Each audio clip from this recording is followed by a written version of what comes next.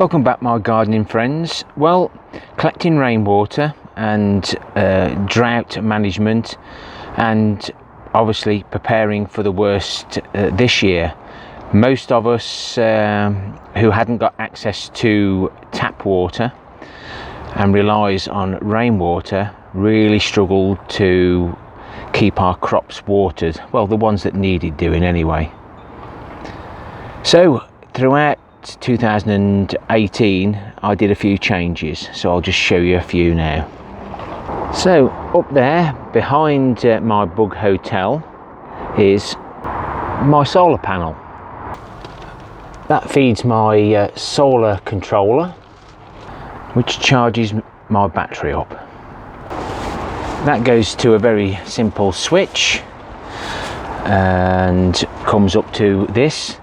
Yeah, it's an old extension cable. It isn't 240, but the wires will transmit the 12 volt power through the cables to my pump, which at the moment is submerged, and I use the connectors.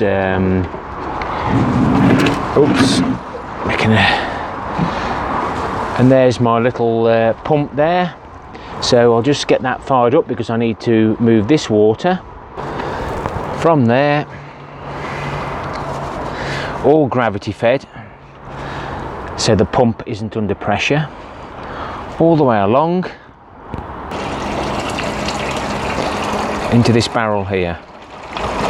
Now this will reach to that one, and depending on my no dig beds I can extend it to wherever I want, and probably just run them down the middle once this onion cage is out of the way. And obviously it does need supports in the middle. It does sag a little bit with the water in it. That saves me carrying the buckets and saves me going from here up to the tanks at the top of the plot to collect water. So throughout 2018 I've done things differently. Took the opportunity to collect the rainwater from the compost bins, manure bin, etc. So I've got added water there. The polytunnel has got guttering on both sides, which has helped me immensely the last 3 years to collect water. Now these barrels were only half barrels originally. They came out and I've put full barrels in, so they're about 180 litres each. A little bit worried over the winter period when we had those hard frosts that these tanks froze and pushed out, but I did try and leave enough space for the ice to expand. A few minutes later and it's full. Now that's going to overflow because I'm never going to get back to that switching time. So these two tanks here, I say I can move them wherever I want, it isn't an issue, but during the summer when we use lots of water I can then disconnect that joint there, connect that, then the water will flow this way.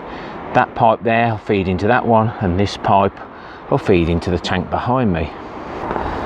So the guttering off this half of the shed comes down into this tank, and then we pump the water uphill into these two tanks. I have got a connector that goes onto there with a pipe. We whiz that round down into the bottom of that tank. And then the guttering goes along the shed right to the other end. But where you can see the blue barrel in the middle of the screen, that half of the shed goes into this tank. So overall we're collecting plenty of water. So the tank we've just looked at, that naturally overflows into this one, and then again we can either hand bucket into the tank below and or pump the water into these 3 barrels. Now to empty those 3 barrels, they're all on taps into the bottom tank, which makes it easy when I remove the wood off the cleaning station just to dip the watering can in for anything that needs watering at this end of the plot. So moving on to hashtag starting a new allotment, there's some great videos in my playlist of this allotment being done from scratch. That barrel in the middle there is for anything that needs a wee drop of water down here. And you may see I've got some extra tanks. So last year I got this greenhouse up and I decided to collect the water off here as well. So basically all I've done to the aluminium is cut a couple of grooves, bent it over, a bit of silicone. It runs now into the guttering down there and down into the tank. Some of these silicone is all peeled up, but it's collecting plenty of water which goes into this barrel here. And because this was full, I managed to get hold of another couple of barrels. What I do, I cut the top off so far down and then cut a section out, and then the top fits in nicely. Some people just cut it and flip the lid over, which is also a good idea. And I also, sometimes you don't get the bungs, but I always cut a hole there so any rainwater on top goes in. So we've got another couple of another 180 litres a piece there extra. This is a spare barrel that's just been stuck there. Another barrel that is just in the middle of nowhere at the moment. One mistake, I've put that up there to collect any water and just out the way, but my leaf mould isn't getting any rain and I can't water it, so that's got to come off. There's 2 barrels there, another one there. That's going home to have the bottom cut off for inside the polytunnel. This is another barrel, but it ended up having my leaf mould in.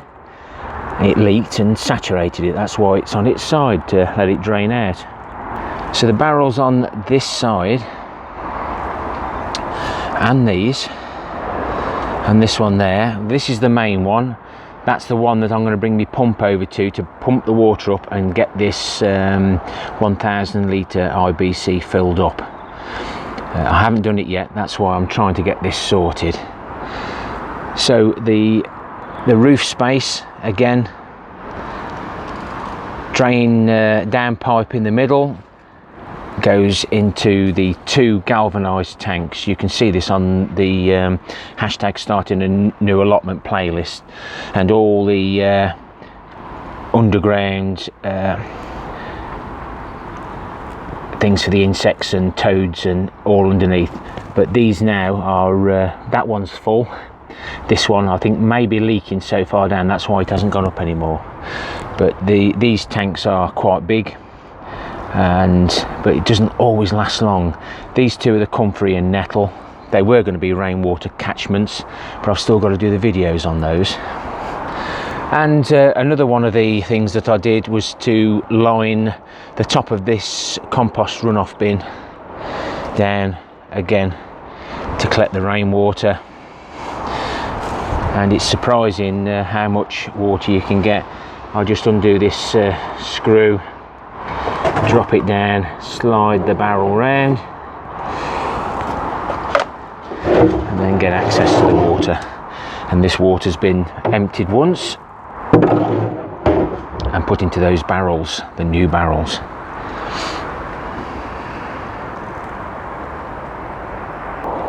Previously I estimated about 9,000 litres of water storage. I'm sure that's a little bit more now. That should last me throughout this summer if we get a drought.